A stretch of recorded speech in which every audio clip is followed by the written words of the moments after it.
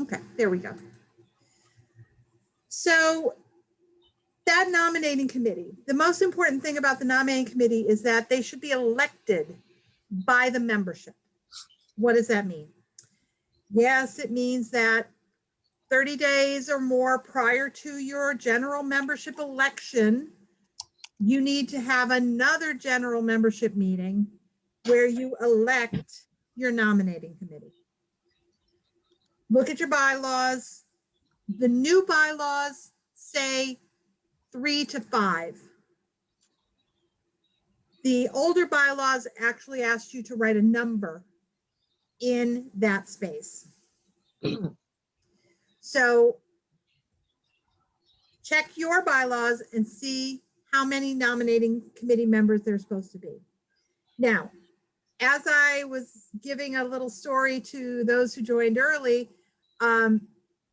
make sure that you're going to have an alternate. If you have more than that number, 3 or 5, running for office or running for nominating committee, then whoever doesn't quite make it onto the nominating committee should be considered an alternate. And those alternates serve if someone from the original nominating committee does happen to resign before the job is done.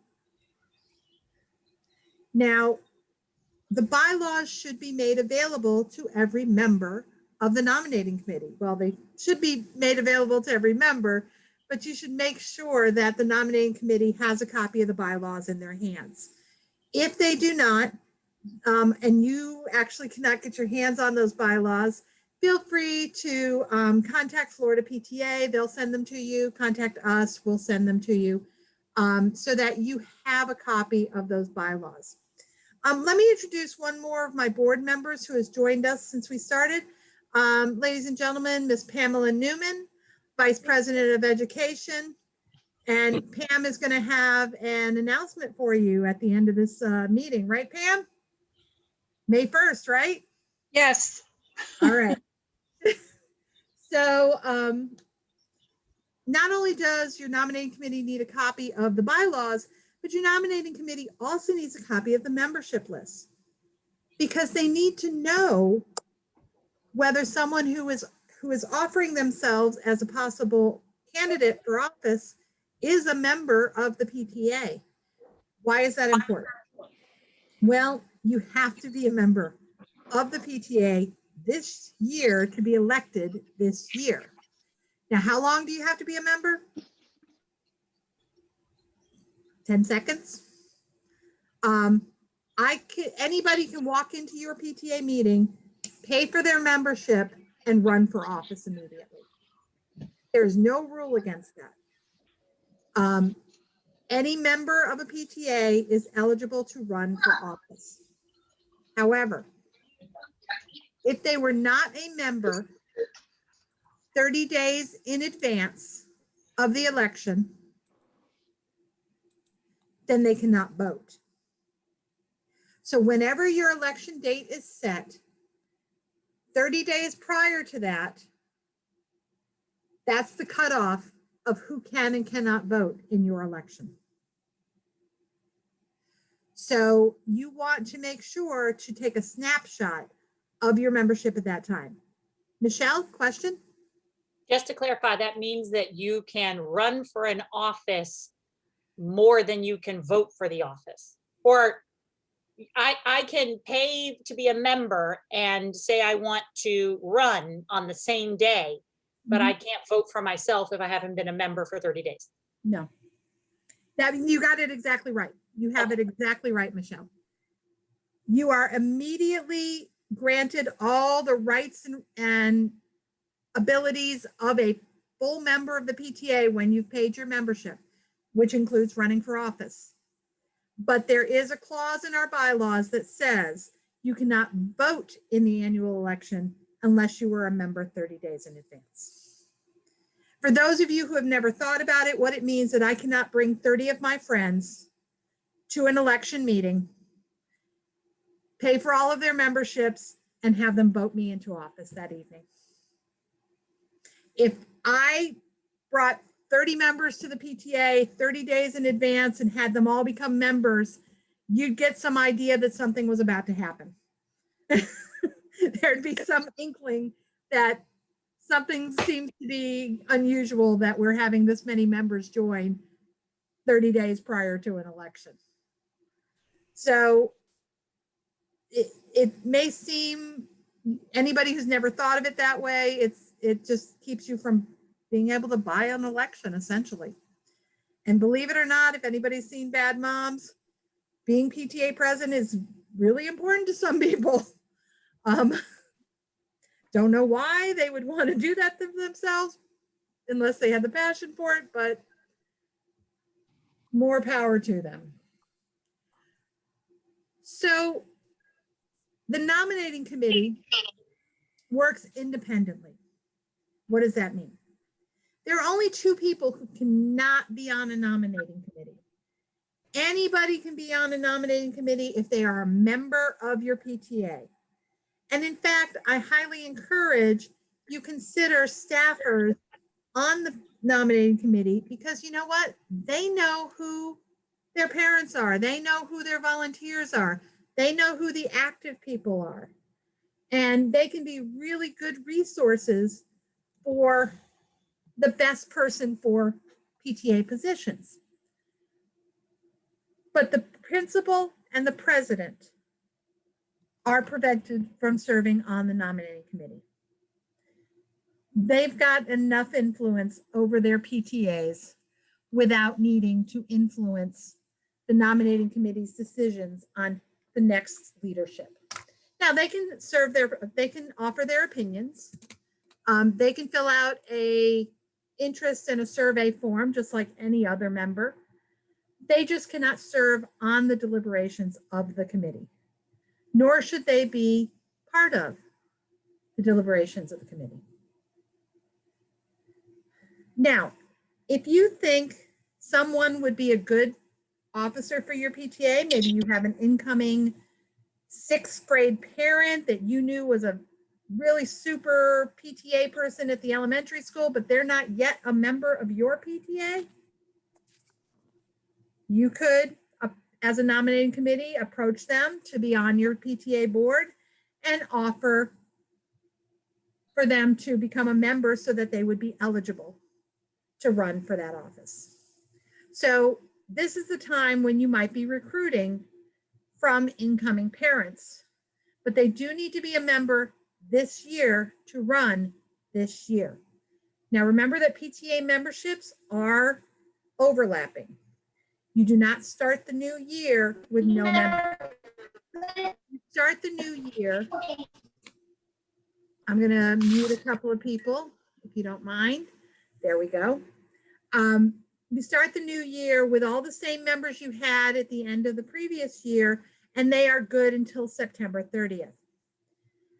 On the county council, we call September 30th drop day. That's when my membership numbers go right into the toilet, because everybody's membership drops on September 30th. And a lot of times you guys have not yet paid the new memberships for the new year. So our numbers go right down on that day. And we hope that by the end of the year, they've recovered back to where they were at least. The committee's job is to find the best leadership for your PTA. And really only you know what that is as a nominating committee member.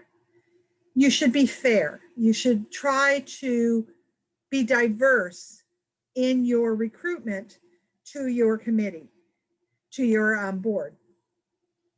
The nominating committee itself should represent diversity, and then they should seek diversity in their appointments. The committee, everything said in committee stays in committee. Committee is like Vegas, and even more so without the cameras. Can you open for me? Hello. Let me mute Denise. She's got a visitor with her. Everything said in the committee meeting should stay in the committee meeting, because you know what? I guarantee that in some committee meetings, people have talked ill of me. I don't want to know it. It's their decision as a nominating committee whether or not to take that into consideration, to weigh the options, and to figure out which of all of the people that you're considering might be the best candidate for whatever position it is that you're considering them for. You need to evaluate their skills. You need to evaluate their ability to work well with others. You need to evaluate their diplomatics. So what does that mean? You may have to interview them. And that is a decision of the committee, whether to go off of a paper resume or a paper recommendation only, or personal knowledge of people, or to actually interview those people who are wishing to be candidates. Now, once the committee is chosen, their first job at their very first meeting is to elect a committee chair. Now, I remember many an October council board meeting or council general meeting where we would elect the final members of our nominating committee. And before the meeting let out for the evening, when we were in person, we'd all gather in a corner as a nominating committee and decide who was going to be the chair of the nominating committee before we even left the meeting, so that we knew who had to call the nominating committee meetings from that point forward. If you do leave the meeting, then the very first person who's elected to the nominating committee is by default the chair pro tem, the temporary chair, until you do get together to elect a permanent chair. Now, how you gather. Your meeting is legal if a majority of the members are there. So if you are a committee of 3, 2 of you need to be there. All 3 need to have been invited, but 2 need to show up. If you are a committee of 5, all 5 need to be invited and 3 need to show up to be a legal committee. The committee makes the decision for each of the offices who they think the best candidate is. I would highly recommend that your nominating committee sign a confidentiality agreement. One is available in the Florida PTA kit of materials. And if you do not have a copy of that kit of materials, please see your president. They were supposed to be sent by the Florida PTA as soon as they had received your officers for this year. I will happily forward to you those kit of materials as a follow-up to this meeting to everyone who's registered. The nominating committee needs to give themselves time. You need to have time to adequately discuss the candidates, to interview the candidates if you so wish, or to find candidates.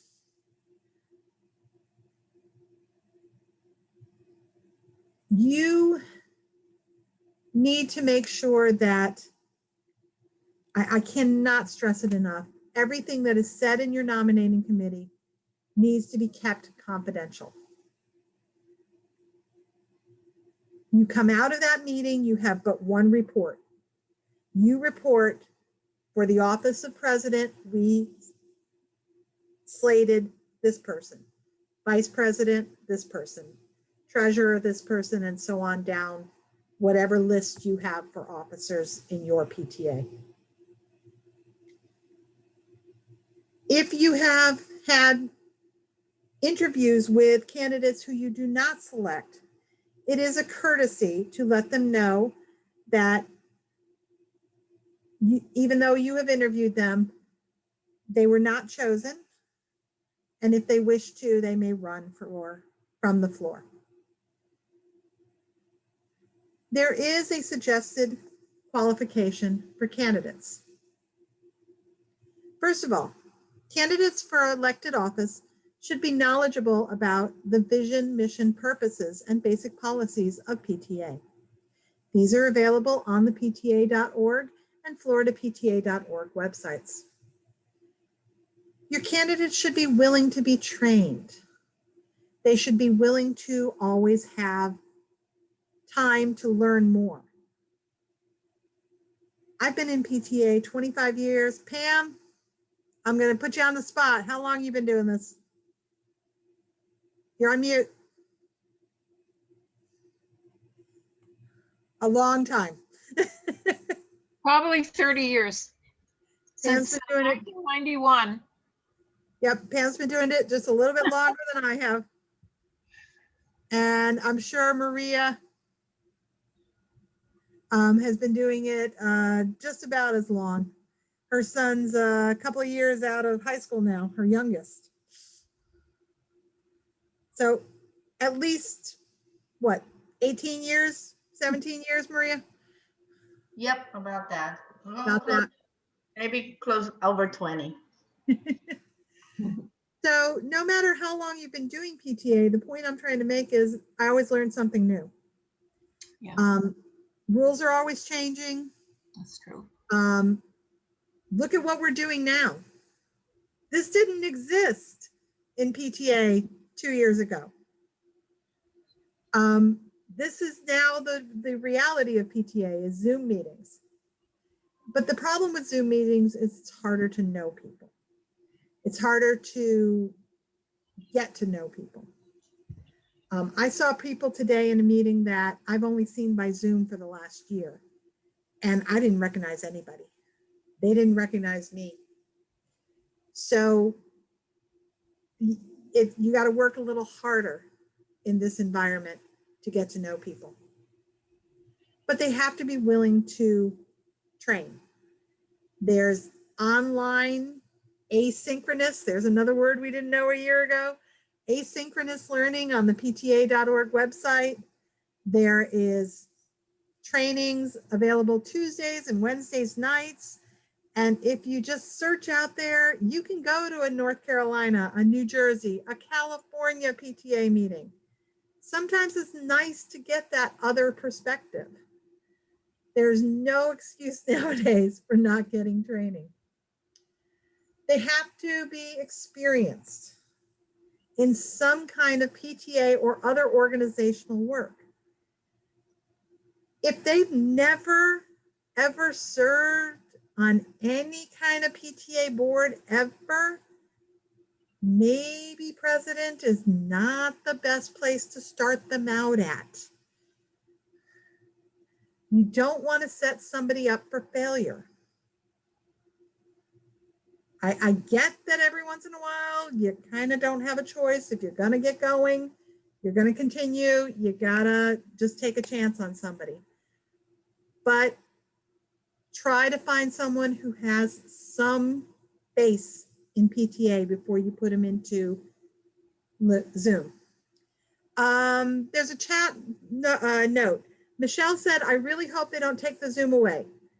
Michelle, have you seen the new bylaws form on the Florida PTA website as of March 2021? You can Zoom all the time now. All general meetings. They even took away the at least once a year in-person meeting phrase. So, yay! No more traipsing downtown for us to the school board building. It's fantastic. And we've seen a difference even in HOA. We had so much more participation even in HOA meetings because you know, it's you're dipping from the same well. You're dipping from moms who don't necessarily have babysitters, or they've got other things they have to do at home. You can be at home. Somebody can be showering. Food can be on the. It's just so much more convenient. Uber could be delivering your dinner now. yeah, I think this is. I mean, there's obviously benefits to in person, but Zoom meetings are fantastic for busy moms. So yes, Florida PTA Board of Directors did vote in March to adjust the local unit bylaws to allow Zoom meetings in perpetuity. So yay. Other things that candidates should have a sense of justice and fairness. If when you're interviewing them, that you get an idea, they've got a goal, they've got they have a mission in mind, and it doesn't quite gel with what PTA is supposed to be doing. Are they really the best candidate for that office? if they have an agenda of their own to fulfill. Similar to what you try to do when you're electing your public office people, you should be checking out and making sure that their ideals match the ideals of the organization. Now, the last item that we used to say is they need to be willing to make PTA a high priority in their schedule. That having been said, PTA should be a work-life balance, just like anything else. You need to have it as a priority because there's work that does need to be done on a regular basis. Once a month, you have to have a board meeting. Depending on your bylaws, 2, 3, 4, 5 times a year, you have to have a general meeting. And those things need to happen for you to stay in compliance with your bylaws. Now, Corey asks in the chat box, what are the term limits for board members? Depends on your bylaws. The highest I've seen in this county is 3. That was for a K-8 center. The lowest I've seen is 1. Majority of them is 1 year annual. But it depends on your specific bylaws.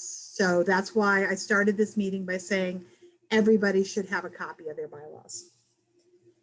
What if the same person is nominated for more than one position? It is the point of the nominating committee to slate one candidate for each position. So if Maria Norton was nominated to the office of Vice President of Advocacy and Vice President of Regions and Local Units, it's up to the nominating committee to have perhaps go, Maria, do you have a preference? Or maybe to match Maria's skills with the best for her. Now, in this particular case, Vice President of Advocacy and Legislation, because that's what she holds now. But to be honest with you, her skills would have been just as good in Vice President of Regions and Local Units. Now, if Maria is slated to one, but feels that she wants to be in a different one, she is still welcome to run from the floor for the other position. Obviously, whichever position comes up first on the agenda is the one that she's going to have to choose. If she chooses to decline a slated nomination and run for a different position, then hopefully the nominating committee is ready to replace her on the slate. The job of the nominating committee is not over until the election is done. Do you get to keep your position automatically if terms are 2 to 3 years? You would keep your position for the second year if your term is 2 years. County Council, our board term is 2 years for all positions. So I was elected in spring of 2020. I will continue as president until June 1st, 2022. Sandra, can you ask them to clarify that a little more? Because unless they specifically have that on their bylaws, the bylaws do say that you can be in a position for 2 terms, but you have to be elected each time. So you may want to clarify that part for them, because maybe they mean that kind, unless you specifically have it like we do. So many of your bylaws say that your term is 1 year, but that you are eligible to run a second year if you wish, or 2 consecutive terms. You still need to be elected to that second term. You don't just keep it automatically. It's possible that the nominating committee chooses to slate the same person for a second term, but they still have to be elected. Someone asked, what do we do if someone does get elected to 2 different positions?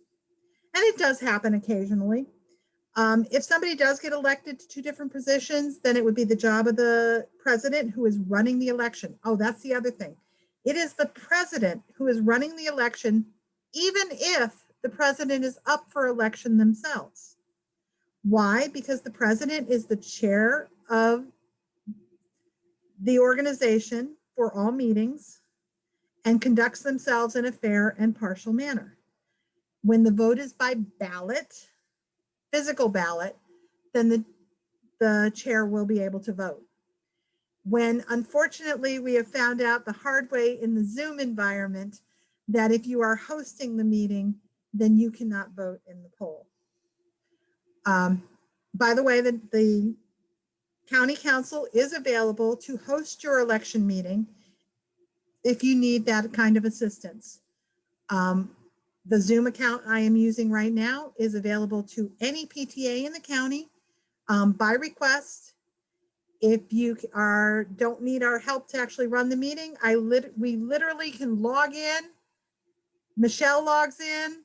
I turn hosting over to Michelle, wave bye-bye, and Michelle uses the county council Zoom account to conduct her meeting. Why am I saying that? This is a business Zoom account. It has unlimited time. We have polling option. It's got all the bells and whistle features. If you notice at the bottom of the participant box, we even have yes and no voting through the participant box, if we so wish to use it. We've got lots of questions coming in and I'm just going to keep answering them. What if a board member wants to switch positions? Do they need to be elected? Yes. You can't just switch positions. If I am serving as the secretary and now I want to be the treasurer, I've got to run to be the treasurer. I need to let the nominating committee know that I would like to be nominated to the office of treasurer. And if they choose someone else to be nominated, and yet I still would like to have that position, I can run from the floor on the day of the election. Now, something that I will share with you is the document that I am looking at when you see me look off to the side. It's my nominating committee guidelines and cheat sheet, which includes a 3-page script for your president on running the election meeting. Scripts are always the easiest way to do this. Sandra, with regards to the process of paying for membership 30 days in advance to vote for the final election, does the same apply for electing the nominating committee? No, it does not.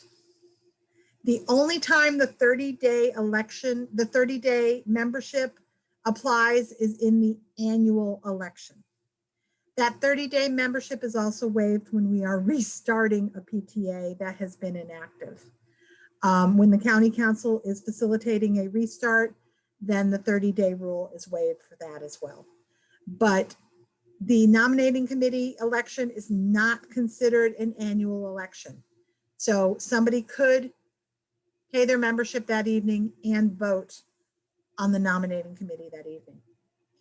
Now, all of the other votes in a general meeting, they are fully able to do that as soon as they are a member. They can vote on budget, they can vote on bylaws, they can vote on the color of the napkins at the party at the end of the year. Whatever you're voting on, they are allowed to vote on it, even if they're only been a member for a few minutes. It's only in the election, annual election of officers, that they need to have been a member 30 days in advance. Now that we are doing Zoom, how will the ballots be handled? And there's a PTA on here who we learned this about this year. If you have less than 10 candidates for a position, then you can run a poll to handle your voting.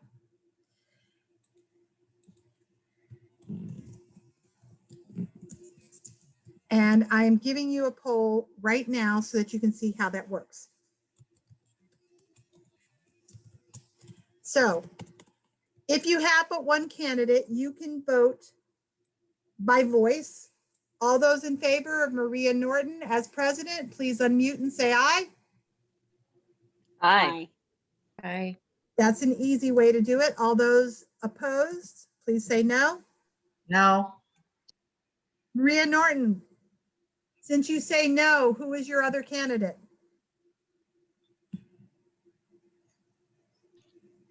I don't know. No. your no vote is invalidated. So, by the way, you can't say no if you don't have somebody else to put in that office. So she had to come up with another name.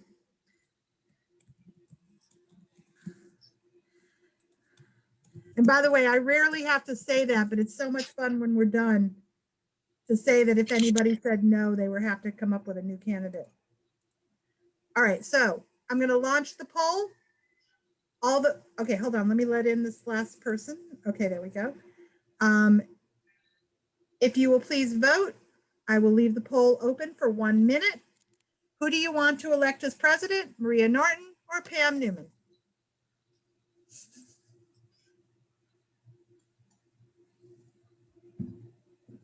Now, just to let you know, hosts can actually see how the vote is going live, but I can't see who voted. But I can see that there are 25 people in the meeting and how many people have voted. Now, oftentimes I say, if you're on a phone, you may have to move our pictures out of the way to see the pop-up, because that's how phones are. Voting has slowed down. Polls will close in 5, 4, 3, 2, 1. And now I can share the results. Congratulations, Maria. You have been elected president. Bye. It's your meeting now. So now I can share the results and you guys can all see how the vote went. Now, like I said, if that only works if there are less than 10 people running for any given office. And honestly, if you've got more than 10 people running for an office, I want to know about it. That would be really cool. Now, can someone who was nominated by a member of the PTSA but not nominated as the candidate by the nominating committee run for that position from the floor against the candidate? Yes. So in an election, the nominating committee chair would get up and say, the following people have been nominated or slated for office. For president, Maria Norton. For vice president, Pam Newman. For treasurer, Jorge Montes. For secretary, Christine Buckley. Now the president goes, all right, the nominating committee has nominated Maria Norton as president. Are there any other nominations for the office of president? You seek recognition by the president. You give the name of the person that you wish to nominate. Either you self-nominate or you nominate someone else. If you nominate someone else, the president should go, Michelle Craven, you've been nominated for the office of president. Do you accept? At that point, yeah, they either accept or they don't accept. If they accept, now you have an election. I'm sorry, before you go too farther forward from it, I missed what you said about having 10 people. Are we required to have 10? Quorum. No. No. I mean, you said okay. So we all have different numbers of board members. Some of us have like 1 or 2 or 3 vice presidents, and some of us don't. We don't need a minimum number of people running for the positions as long as we have all the positions filled, correct? No, you don't need a minimum number of people running for the position. You can have just one candidate. Okay, thank you. And that's why I demonstrated that if you have but one candidate, then you can do the voice vote and you don't have to bring up a poll at all. What I meant was if you actually had 10 people running for the office of president, if when you're asking for nominations from the floor, you got 10 people who all put their name up, there's only 10 lines on a poll. Like I said, there's a PTA on with us tonight who found out that that wasn't going to work for them for one particular election. And we had to go to a more sophisticated election method.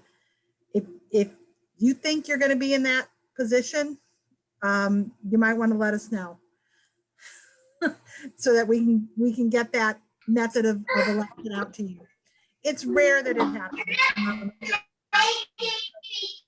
Sorry, Denise, I'm gonna put you on mute.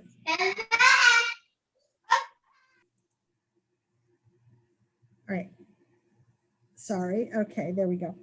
Wait, so Sandra, sorry, real quick, if you don't mind, I have a quick question. No, So go in ahead. regards to the poll, so we slate them. So basically like, because in advance of these meetings, I like to have these polls ready to go, right?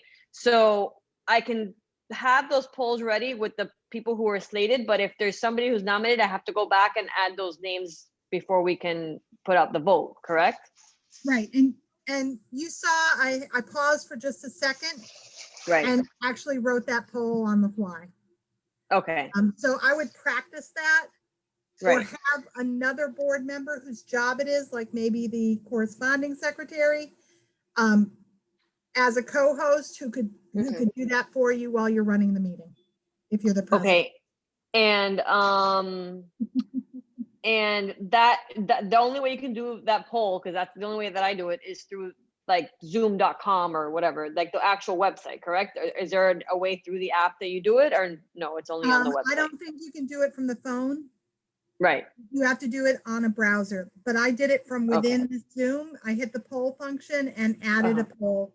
It took me oh, back okay, to the website where I added the poll, and then it immediately gave me the option of bringing it up. okay, gotcha, thank you.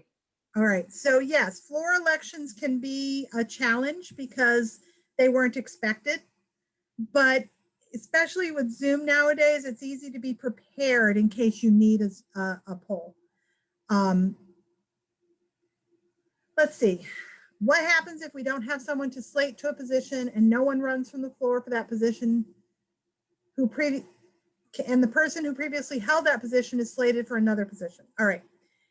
If that person is elected to their newly slated position and their old position does not get filled, technically they're now holding two positions and they have to make a decision.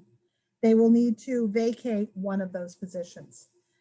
If you go through an election and you still have a vacancy, then your bylaws allow the board to fill that vacancy at a future meeting.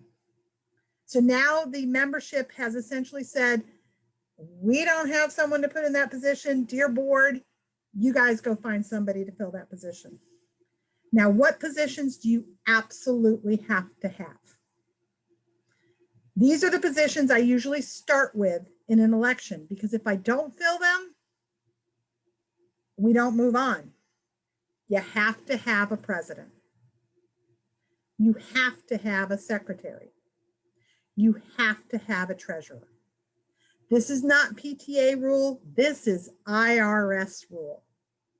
Because of the way our bylaws are written, the IRS says that to be a legal nonprofit, you must have a president, treasurer, or secretary.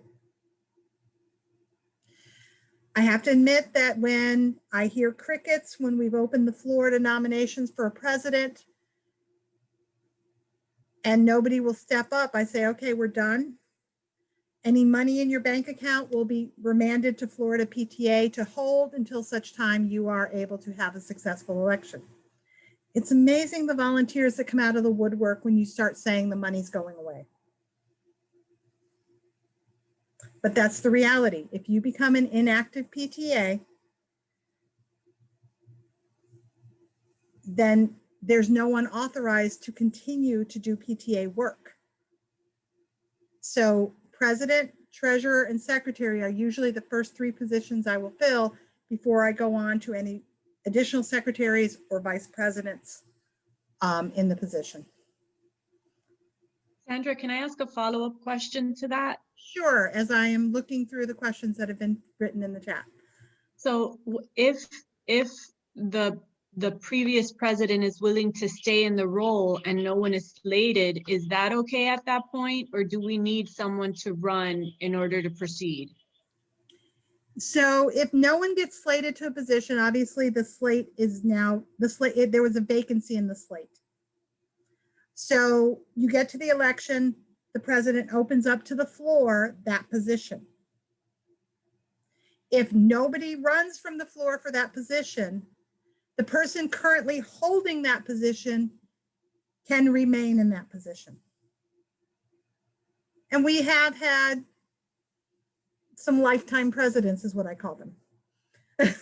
Some people who they didn't run again, they weren't elected again, but nobody stepped up to take the position, and the president was willing to continue and continue and continue. Is that good for the organization? Because what happens when that president finally does leave? They leave with all the knowledge of how to run that PTA, don't they? Because they never had the opportunity to train anybody new. So you really do want to, I mean, as an officer of your PTA, your first job, whether you're on the nominating committee or not, is to find your replacement or you're stuck. So you need to help find your own replacement. Let's see. I am going to share the nominating committee guidelines, which includes the president's script. And if you are not the president of your PTA, please pass that along because they will be more than happy to have that from you. Someone asked, how far in advance do you reserve a slot to use the Zoom account? Anybody got a meeting at 8 tonight? We have 10 licenses. So any officer of our PTA, myself, Pam, Maria, George, all of us who are on here this evening, any of us can help host that meeting for you. Literally, if you are comfortable with Zoom, we both log on a little bit early in your meeting. I hand the hosting over to you, wave and give you wish you good luck and log off. I don't need to attend, or we don't need to attend your meeting if you don't need us to attend your meeting. I have 11 hostings scheduled for later this month. And I encourage all of my PTA board members to do the same. How can you confirm if people voting are paid members?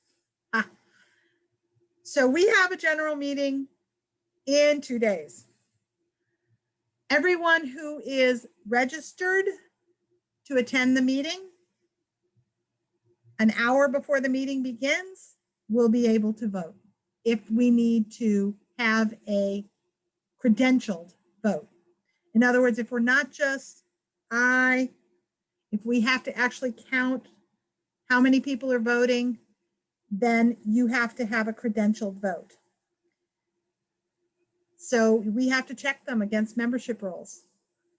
I got to go take Paulina Wolf and find out what if I failed to write in the registration for like I did for the first 10 people who registered for the general meeting on Thursday, asking what PTA they're with and what their position is. So I see that when I called Paulina's name, she turned her camera on.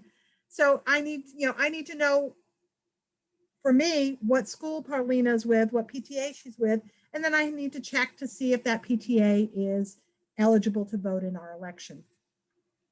What does it mean to be eligible to vote? Your bylaws have to, for us, your bylaws have to be current, your insurance needs to be paid, and you had to have paid for at least 10 memberships to be considered a active PTA. So I have to check to make sure that your PTA meets those criteria. For Florida PTA, they take it 2 steps further. You had to have turned in your taxes and you had to have turned in your audit.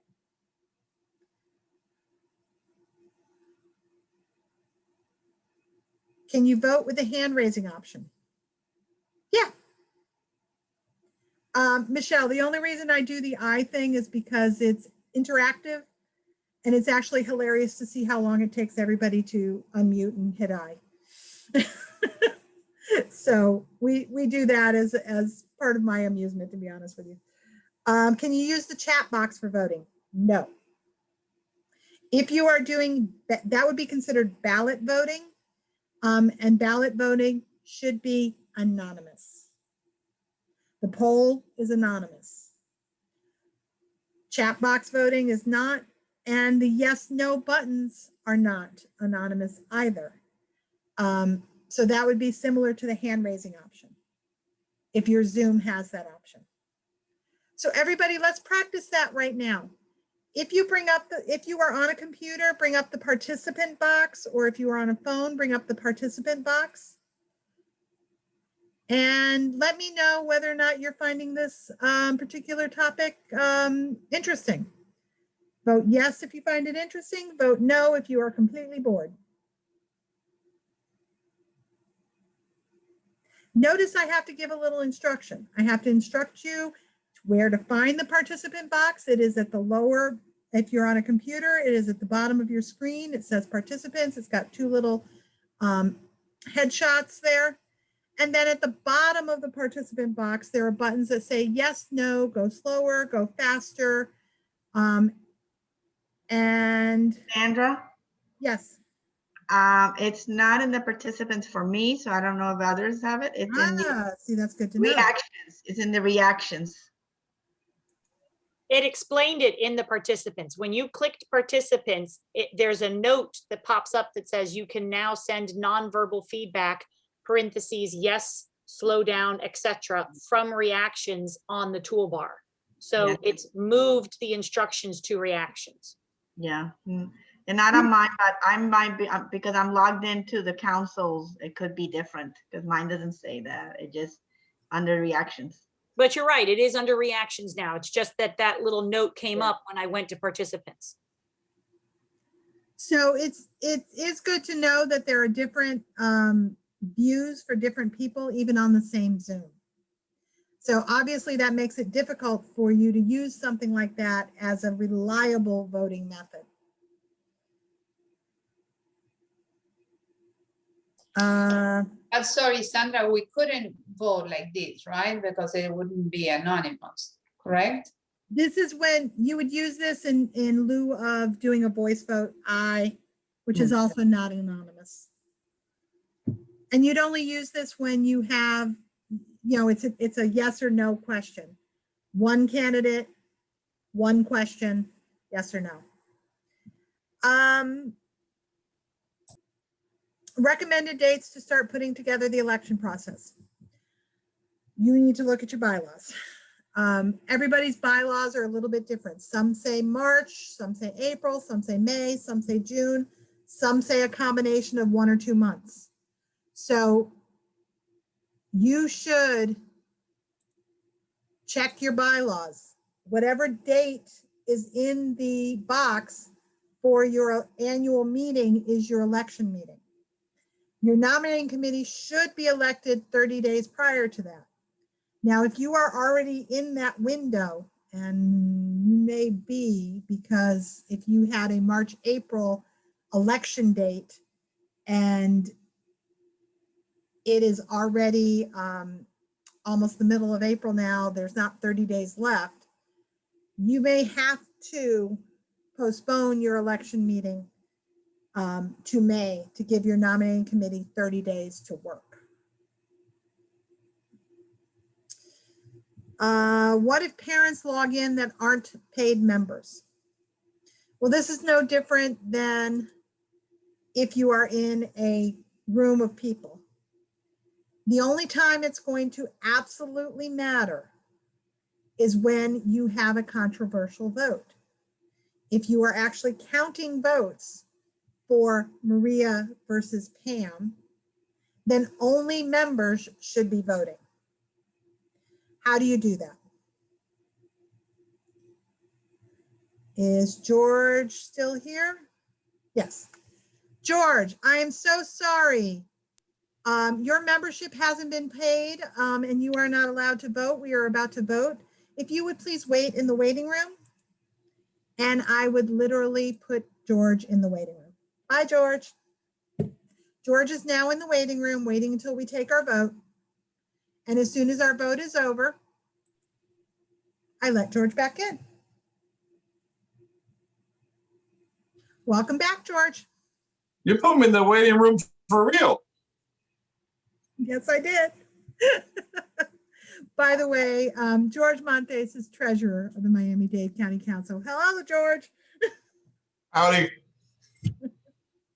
So that is one way to control the meeting. Obviously, if you've got 100 people in the meeting, it's going to be very hard for you to move everybody to the waiting room. So that's where you might need the next level of voting ability. It depends on how many people you would expect to join your meeting. Again, I highly recommend that you require pre-registration for your election meeting so that you can credential, you can check membership before the meeting starts. Can you do a poll even if you only have one candidate? You can do a poll. It's just a little extra work that you didn't need to do, but yes, you could do a poll even with one candidate. How do we mitigate a situation where multiple parents are nominating or self-nominating to serve on the committee? I assume you mean nominating committee, beyond the 3 to 5 threshold. If you have more than 5 people who wish to be on the nominating committee, you're going to need to elect. And that means, just like a general election, you list all of the candidates and people choose. Now, since they can choose 3 to 5, Zoom poll doesn't allow you to do that, depending on your bylaws. That's where you might need, we used eBallot, eballot.com. It does cost money. County Council has a license for it, which at some point, George, I may need to kill it, but I'm going to wait until after election season. We have a license for it, so please do not purchase another license. Use ours. We are here to help you. You can do it one by one.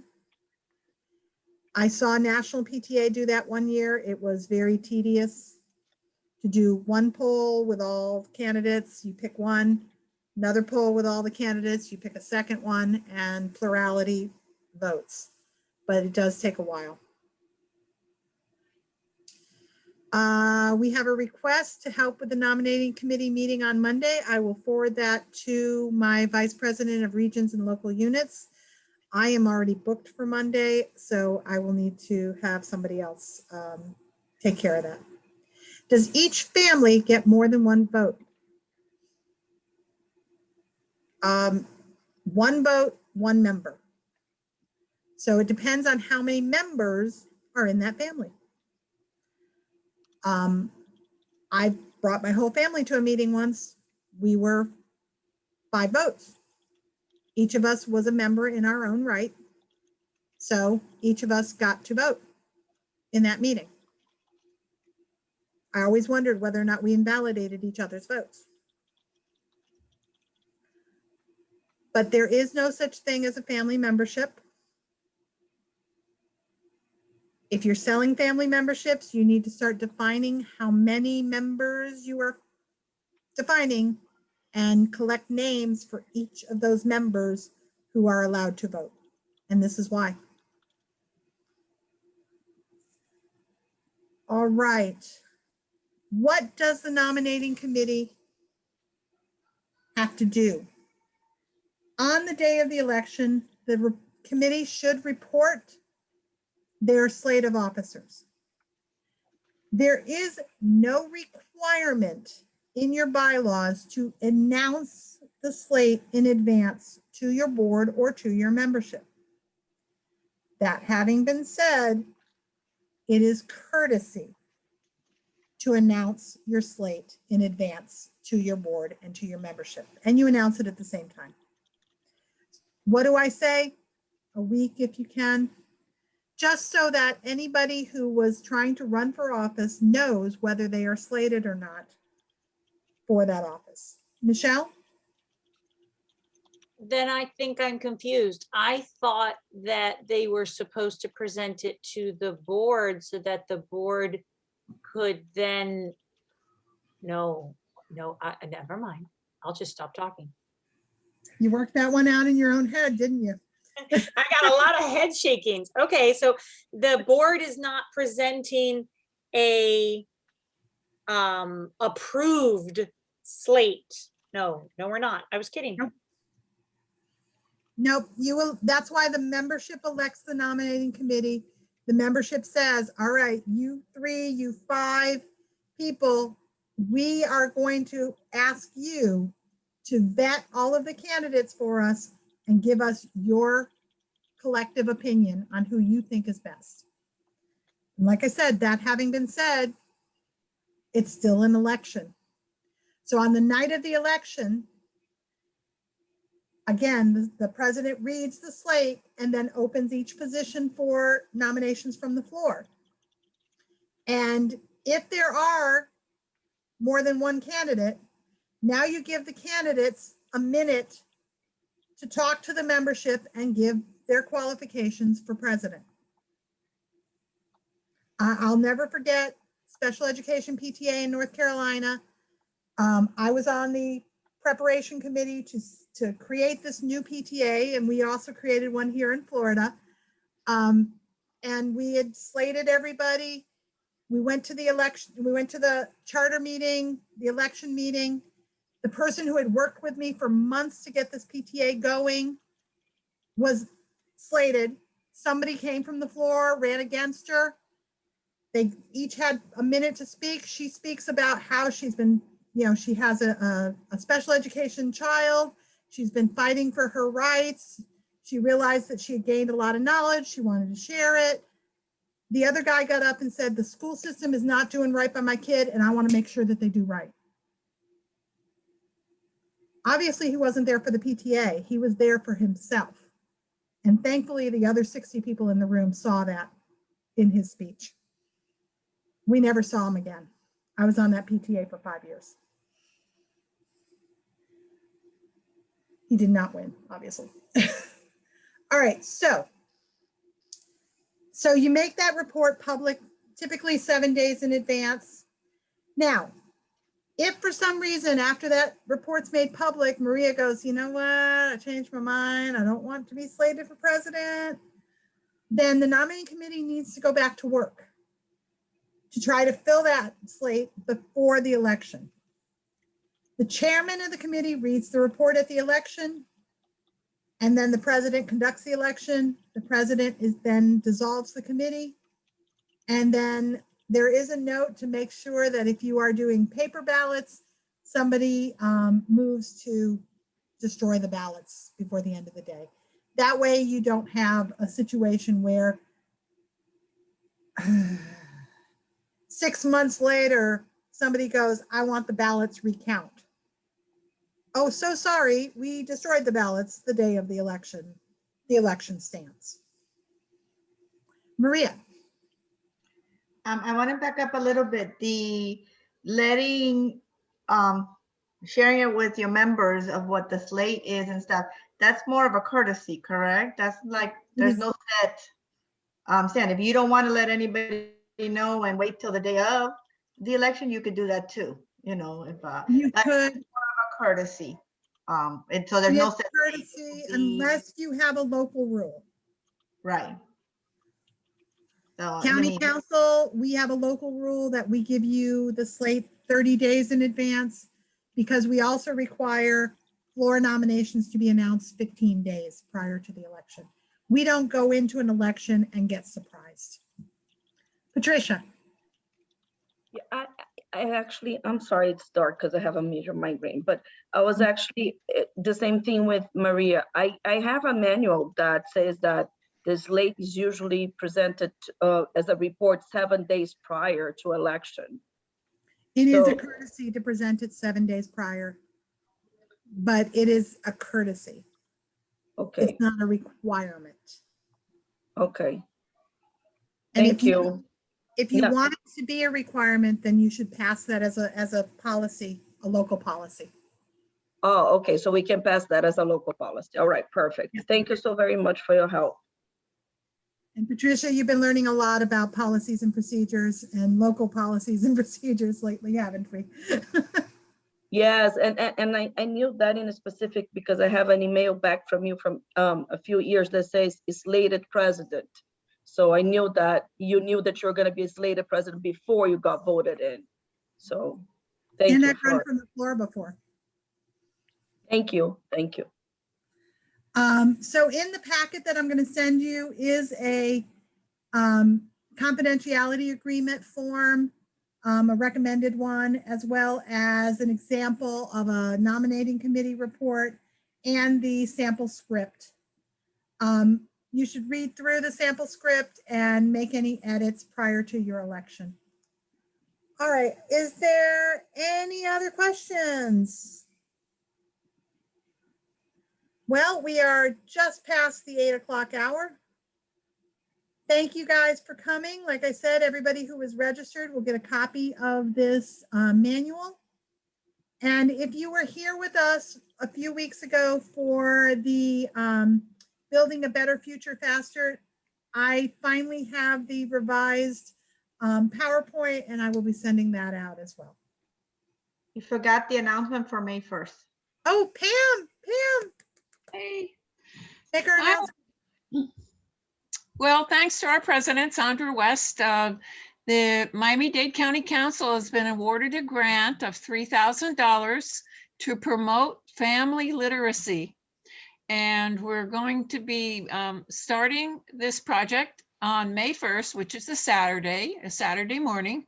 And we're going to be inviting all children, students in grades K through 3 to attend a Zoom meeting where we're going to have a author, Danielle Joseph, read her book that she wrote. It's a children's book, and I guess show us the illustrations. And what we're trying to do is engage families in literacy and hopefully getting them started on having a library in their home of books for children. And as another note, we're going to be collecting names and addresses, and we're going to be mailing a copy of this book to those students who attend. And it should be very exciting. In the future, we hope to continue this. We have 2 other dates that we're considering, and we'll be sending out the information on that. And hopefully you'll get your children to attend. It's on a Saturday morning, May 1st, 10 a.m. So I hope you'll be there. Best of all, this happens to be the first day of Haitian Heritage Month. And the book that we are reading is I Want to Ride the Tap Tap, which is about a Black family who wishes to ride, who rides a taxi bus service called the Tap Tap in Haiti. It has a sprinkling of Haitian Creole words, and I am not even going to attempt to pronounce any of them, but I look forward to Danielle reading those to us. Yeah, it's going to be fun. And by the way, this is scheduled to go out via email tomorrow. Oh, great, great. All right. I see. Okay. I thought we had another question. So ladies and gentlemen, if there are no other questions, thank you for joining us this evening. We hope that you have great elections. If you would like to reserve a Zoom meeting, please email us at info@mdccpta.net. That is info@mdccpta.net. And I just wrote that in the chat box. Night, everybody. Bye. Bye. Bye, thank you.